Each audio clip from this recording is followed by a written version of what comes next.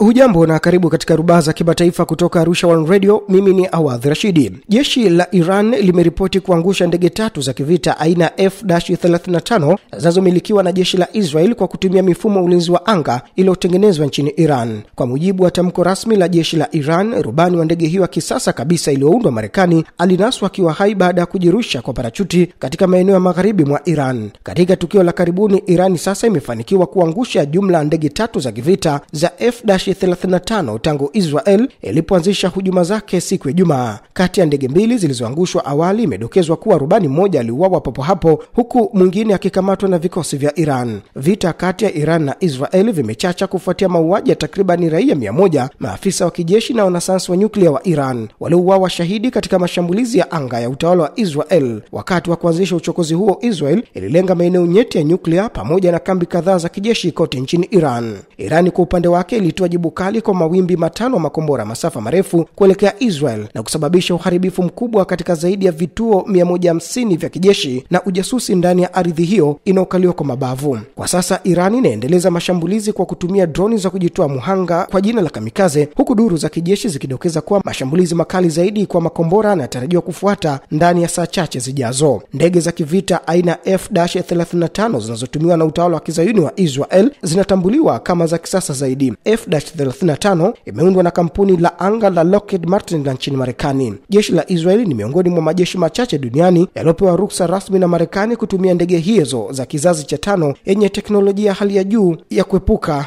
kuonekana na rada. Pamoja na uwezo huo wote wa kukwepa rada, jeshi la Iran limeweza kutungua kwa kutumia makombora yaliyoundwa nchini Iran na kufanya Irani kuwa nchi ya kwanza duniani kuweza kuangusha ndege hizo za kisasa za F-35. Na kiongozi mwadhamu wa mapinduzi ya Kiislamu ya Iran Ayatollah Saidi Ali Khamenei amemteua Brigedia Jenerali Amir Khatami kuwa kamanda mkuu wa majeshi ya Iran. Katika decree aliyoitoa, Ayatollah Ali Khamenei ambaye ni amiri jeshi mkuu wa majeshi ya Iran amempandisha cheo Brigedia Jenerali Khatami hadi cheo cha Meja Jenerali na kumteua kuwa mkuu mpya wa jeshi la Iran. Jenerali Khatami alihudumu kama waziri wa ulinzi wa Iran kutoka mwaka 2017 hadi mwaka 2021 na anachukua nafasi ya Meja Jenerali Abdurrahman Musavi ambaye aliteuliwa kuwa mkuu mpya wa majeshi ya Iran mapema siku ya Ijumaa. Na operesheni Ahadi ya Kweli sehemu ya 3 inayotekelezwa na jeshi la Iran dhidi ya utawala wa kizayuni wa Israel itaendelea kadiri itakavyohitajika. Hayo yamesemwa na mshauri mkuu wa kijeshi wa kiongozi wa mapinduzi ya Kiislamu ya Iran. Akizungumza na televisheni ya taifa, Brigedia Jenerali Ahmad Vahid ambaye pia ni mshauri mkuu wa kamanda wa jeshi la walinzi wa mapinduzi ya Kiislamu ya Iran amesema operesheni Ahadi ya Kweli sehemu ya 3 imepiga shabaha kadhaa za Israel katika ardhi za Wapalestina zinazokaliwa kwa mabavu na utawala ghasibu. Kambi za ndege za Nevatim na Ofda ambapo kuna kituo cha kamandi na udhibiti cha utawala wa Israel pamoja na kituo cha kivita cha kielektroniki zimekuwa sehemu zilizolengwa katika mashambulizi ya Iran.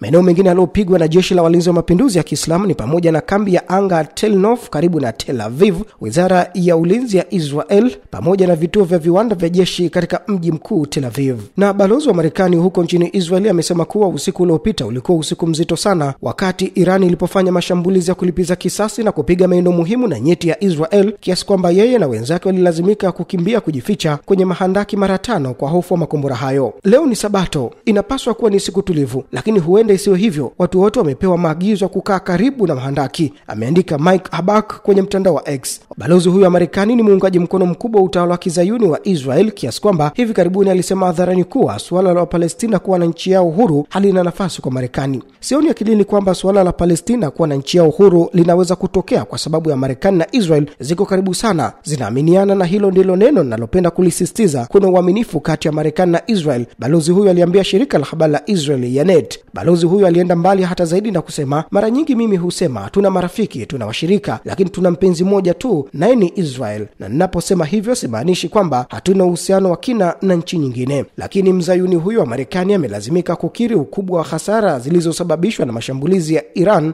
dhidi ya utawala wa kizayuni, akisema kwamba alilazimika kukimbia kwenye mashimo mara 5 wakati wa operesheni kali. Tukiendelea kusalia huko nchini Israeli, ni kuwa meya wa mji mkuu wa Rizton Letzoni kwa kusini wa Tel Aviv ameeleza kupigwa mshangao na kushtushwa na kiwango kikubwa cha uharibifu uliosababishwa na mashambulizi ya Iran, akisema sijawahi kuona uharibifu mkubwa kama huu. Shirika la habari la IRNA limenukuu duru za habari za kizayuni zikitangaza kuwa meya wa mji wa Rishton ulio kusini miongoni mwa Tel Aviv akisema kuwa hii ni siku ngumu na yenye uchungu sana kwetu. Nilikuwa nimeona vitu vingi sana, lakini sijawahi kuona uharibifu mkubwa kama huu. Matukio haya yanauma sana. Licha ya kwamba utawala wa Kizayuni unachuja mno habari na unamtia mbaroni mtu yoyote anayepiga picha athari za mashambulizi ya Iran, lakini pamoja na hayo, jana Israeli ilikiri kwamba katika siku ya kwanza mashambulizi ya kulipiza kisasi ya Iran, Wazayuni zaidi ya 80 wameangamizwa na kujeruhiwa, huku hali ya baadhi ikiwa ni majeruhi wa hali mbaya. Na nchi za Korea Kaskazini, China na Urusi zimetangaza kuwa ziko pamoja na Iran katika mashambulizi ya Israel dhidi ya Jamhuri ya Kiislamu. Russia Today imeripoti habari hiyo na kuongeza kuwa serikali ya Korea Kaskazini imetangaza waziwazi kuwa iko pamoja na Iran kwa nguvu na hali zote. Katika upande mwingine, na kwenye ujumbe uliosambazwa katika mtandao wa kijamii wa X kuhusu mashambulizi ya Israeli dhidi ya Iran, Rais Vladimir Putin amesema wazi kuwa Urusi inaunga mkono Iran. Nayo Wizara ya Mambo ya Kigeni ya Urusi imesisitiza kwamba jamii ya kimataifa haiwezi kubakia kimya na kuangalia kwa macho tu jinai hizo za Israel zinazoharibu amani na kudhuru usalama wa kikanda na kimataifa. Moscow imeelezea wasiwasi wake mkubwa kuhusu kuongezeka hatari ya mivutano katika eneo la Asia Magharibi na kuongeza kuwa ukweli ni kwamba mashambulizi ya Israel yamefanyika kwenye wakati ambao uko katikati baina ya mkutano wa nishati ya atomiki na kukaribia duru nyingine mazungumzo baina ya Iran na Marekani. Naye msemaji wa Wizara ya Mambo ya Kigeni ya China ameeleza wasiwasi wake mkubwa kuhusu mashambulizi ya Israel dhidi ya Iran, akilaani Israel kwa kutoheshimu mamlaka ya kujitawala ya Iran. Na Jamhuri ya Kiislamu ya Iran imezionya Marekani, Uingereza na Ufaransa kutoisaidia Israel kukomesha mashambulizi ya kulipiza kisasi ya Tehran, kulingana na shirika la habari la Reuters likinukuu vyombo vya habari vya Iran. Ripoti zinasema kuwa Tehran italenga vituo vya kijeshi na meli zilizoko katika eneo hilo ikiwa nchi hizo tatu zitaiunga mkono Israel. Waziri wa Ulinzi wa Israel Bwana Israel Katz amesema Tehran itaunguzwa ikiwa Iran itaendelea kurusha makombora. Katika maoni yake yaliyotolewa wakati wa tathmini na maafisa wa jeshi, Katz amesema dikteta wa Iran anawageuza raia wa Iran kuwa mateka, watakaolipa gharama watakuwa ni watu wa Tehran. Mwisho wa rubaa za kimataifa, mimi ni Awadh Rashid.